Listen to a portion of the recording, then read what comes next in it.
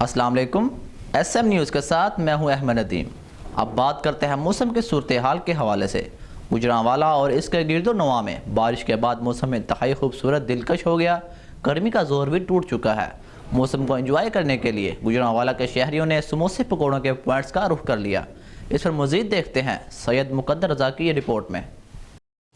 جی بالکل، مونسون کی پہلی بارش ہے گوجرانوالا اور اس کے گرد و نواح میں وقفے وقفے سے ہلکی بارش جو ہے وہ جاری ہے، اور بارش کے ہونے سے موسم جو ہے انتہائی خوشگوار ہو گیا ہے، اور شہریوں کے چہرے جو ہیں وہ خوشی کے ساتھ جو ہیں وہ کھل گئے ہیں، اور گرمی کا جو زور ہے وہ بھی ٹوٹ گیا ہے، اور شہریوں نے موسم کو انجوائے کرنے کے لیے سموسوں پکوڑوں کی دکانوں کا رخ کر لیا ہے، جہاں وہ خوب موسم سے لطف اندوز ہو رہے ہیں۔ اور دوسری جانب محکمہ موسمیات نے آئندہ 24 گھنٹوں میں مزید بارشوں کی پیش گوئی کی ہے، اور آئندہ 24 گھنٹوں میں مختلف علاقوں میں وقفے وقفے سے بارشیں ہوں گی۔